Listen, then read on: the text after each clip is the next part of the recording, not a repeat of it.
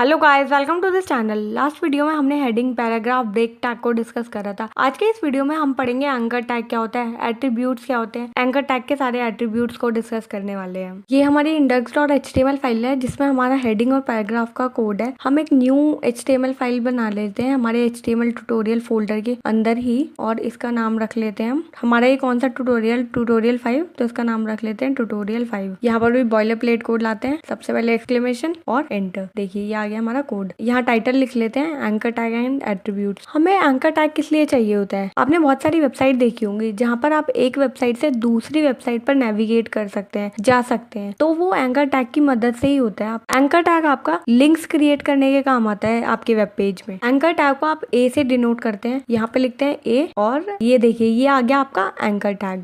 यहाँ पर href में आपका आता है लिंक। जिस भी लिंक पर आप जाना चाहते हैं, जैसे हम google.com पर जाना चाहते हैं तो मैं यहाँ पर google.com का लिंक लिख देती हूँ।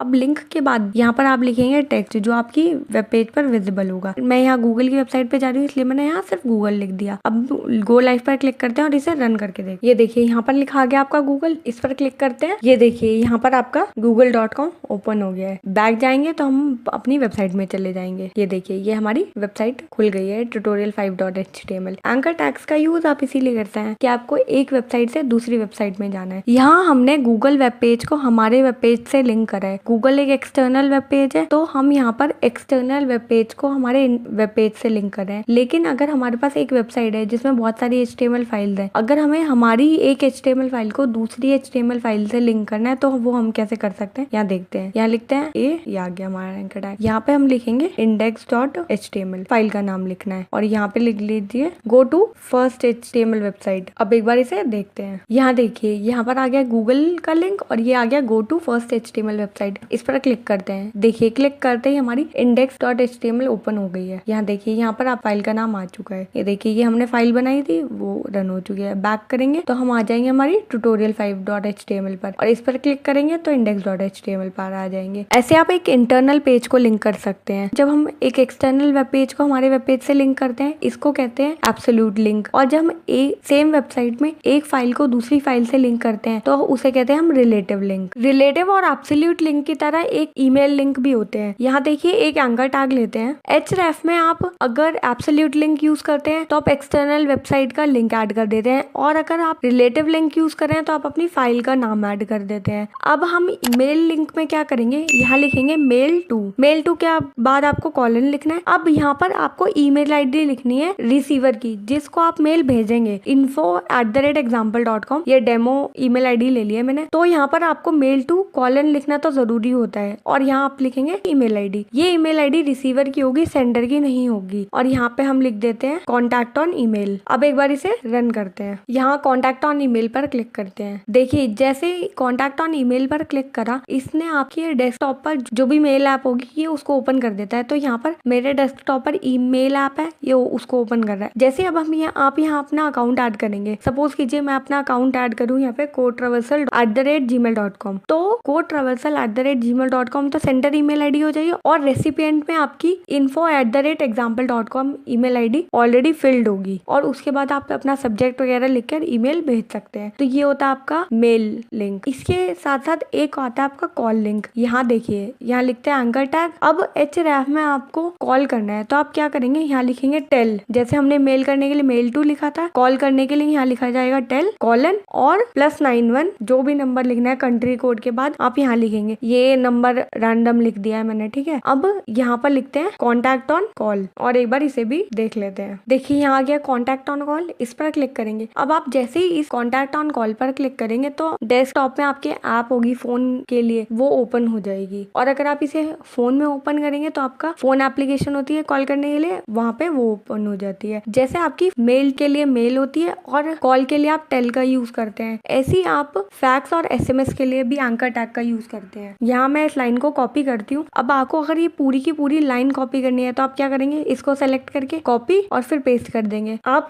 VS कोड में एक शॉर्टकट का भी यूज कर सकते हैं। इसी लाइन पर रहिए और यहाँ से शिफ्ट ऑल्ट और डाउन एरो की प्रेस कीजिए। मैंने 2 बार प्रेस करी तो मेरी सेम लाइन 2 बार नीचे कॉपी हो गई। आपको SMS सेंड करना है तो आप यहाँ टेल का यूज ना करके SMS लिख देंगे और अपना नंबर एज इट इज। और अगर आपको फैक्स के लिए यूज करनी है तो आप यहाँ पर फैक्स लिख देंगे और यहाँ लिख देते हैं कॉन्टैक्ट ऑन SMS। तो ये होता है आपका एंकर टैग। हमने लाइव सर्वर का यूज करा है ना, इसके बाद हम लाइव प्रीव्यू का यूज करके इसे ओपन करते हैं। इसे यहाँ से फाइल्स वाले सेक्शन को क्लोज करते हैं, यहाँ शो प्रीव्यू पर क्लिक करते हैं। यहाँ देखिए लाइव प्रीव्यू की वजह से हमारा पेज हमारे VS कोड में ही ओपन हो गया है। अब यहाँ देखिए आप, मैं इसे एक्सपैंड करती हूँ। आपके जितने भी लिंक्स हैं पेज पर वो एक ही लाइन पर आ रहे हैं। आप ध्यान से देखें तो मैं चाहती हूँ कि हर लिंक न्यू लाइन में आए। तो इसको करने के 2 तरीके हैं। मैं क्या कर सकती हूँ, सबसे पहले तो जो हमारा एंकर टैग है, हर एंकर टैग के बाद ब्रेक टैग का यूज करूंगी और एक न्यू लाइन इंसर्ट हो जाएगी। हमने देखा था कि ब्रेक टैग का यूज आप एक न्यू लाइन इंसर्ट करने के लिए करते हैं कि न्यू लाइन आ गई यहाँ गूगल के बाद। अब यहाँ तो मेरे 4-5 एंकर टैग है, लेकिन अगर मेरे पास बहुत सारे एंकर टैग हो तो क्या मैं हर एंकर टैग के बाद जाकर ब्रेक टैग लगाऊंगी? इसको मैं मल्टी कर्सर फंक्शनैलिटी का यूज करके भी कर सकती हूँ, जो हमें VS कोड प्रोवाइड करता है। देखिए आपको क्या करना है, आपको अपना ऑल्ट प्रेस करना है और ऑल्ट प्रेस कर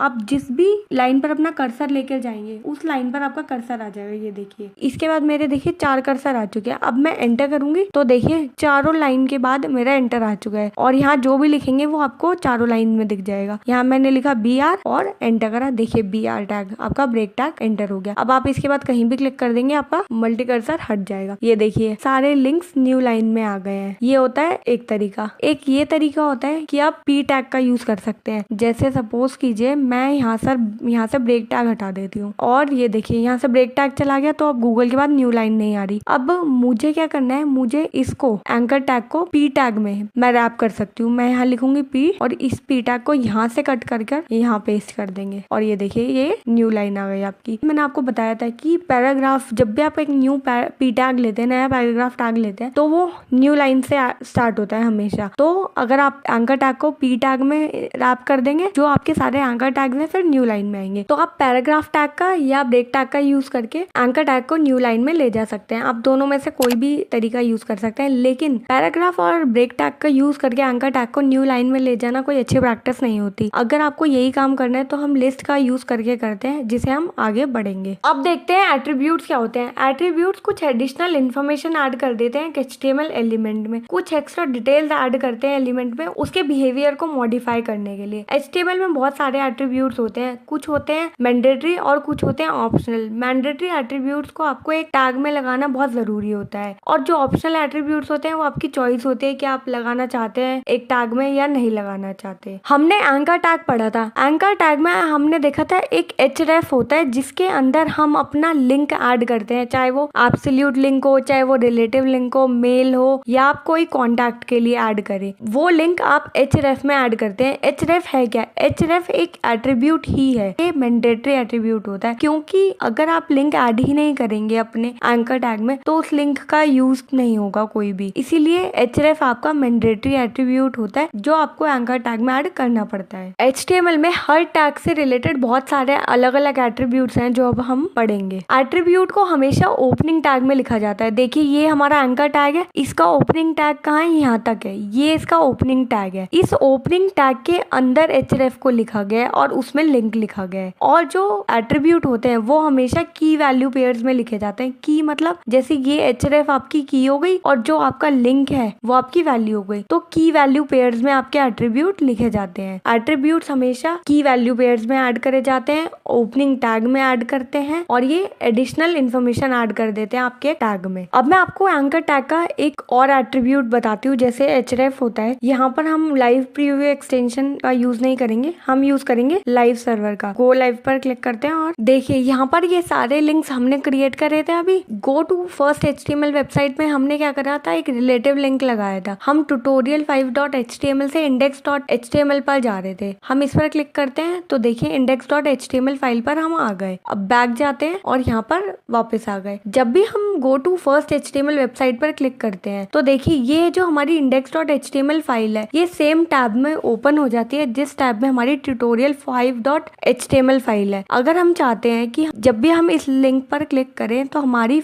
जो न्यू फाइल ओपन होगी वो हमेशा न्यू टैब में ओपन हो, तो उसके लिए हम यूज करते हैं टारगेट एट्रीब्यूट का। यहाँ देखिए हमने go to first HTML website में सिर्फ href यूज करा था, अब हम यूज करेंगे टारगेट एट्रीब्यूट का। तो आप ओपनिंग टैग में ही href के बाद इसे लगाएंगे। यहाँ हम लिखेंगे टारगेट। देखिए T और A लिखते ही मुझे यहाँ पर शो हो गया टारगेट। इस पर क्लिक करूंगी। मैंने आपको बताया आपके एट्रीब्यूट हमेशा की वैल्यू पेयर्स होते हैं, तो यहाँ पर की क्या हो जाएगी आपकी टारगेट, और इसकी वैल्यू क्या हो जाएगी, ये जो आपको 4 ऑप्शंस दिख रहे हैं यहाँ पर ब्लैंक, पेरेंट, सेल्फ, टॉप, आप कोई भी वैल्यू सेलेक्ट कर सकते हैं। यहाँ सेल्फ का मतलब होता है कि आपका वेब पेज सेम टैब में ओपन हो जाएगा, और अगर आप चाहते हैं कि आपका जो वेब पेज है वो न्यू टैब में ओपन हो तब आप ब्लैंक का यूज कर लेते हैं। हमारा वेब पेज तो ऑलरेडी सेम टैब में ओपन हो रहा है, तो जो सेल्फ है वो डिफॉल्ट एट्रीब्यूट होता है। अब हम यहाँ यूज करेंगे ब्लैंक का, यहाँ ब्लैंक लिख देते हैं। ये देखिए go to first HTML website पर क्लिक करती हूँ और देखिए अब आपकी index.html फाइल न्यू टैब में ओपन हुई है। एक बार इसे क्लोज कर देते हैं और फिर से ओपन करते हैं। ये देखिए अब हर बारी आपकी index.html फाइल न्यू टैब में ओपन होगी। तो ये होता है हमारा target attribute. Target attribute optional होता है, अगर आप इसे यूज करना चाहते हैं तो आप कर सकते हैं, नहीं भी यूज करेंगे तो भी आपका वेब पेज बिल्कुल परफेक्टली काम करेगा। लेकिन href जो एट्रीब्यूट होता है वो आपको यूज करना कंपलसरी होता है, इसके बिना एंकर टैग का कोई मतलब नहीं होता। टारगेट एट्रीब्यूट की हमने सेल्फ और ब्लैंक वैल्यू देखी है, लेकिन 2 वैल्यू और होती है, एक होती है पेरेंट और एक टॉप होती है। पेरेंट और टॉप ये जब हम फ्रेम सेट और आई फ्रेम्स पढ़ेंगे तब हम देखेंगे, क्योंकि इनका यूज तभी होता है जब आई फ्रेम्स का यूज किया जाए, जब आप आई फ्रेम्स का यूज करके कोई काम कर रहे हो। इन दोनों वैल्यूज को हम अभी यूज नहीं कर रहे हैं। सो गाइज आज की वीडियो में इतना ही। आई होप आपको ये वीडियो पसंद आई हो। अगर वीडियो अच्छी लगी हो तो लाइक एंड शेयर कर देना। आप लोग वीडियो देख लेते हैं लेकिन चैनल को सब्सक्राइब नहीं करते हैं, या चैनल को सब्सक्राइब कर दिया करो, बिल्कुल फ्री है। मिलते हैं नेक्स्ट वीडियो में। Thank you for watching this video.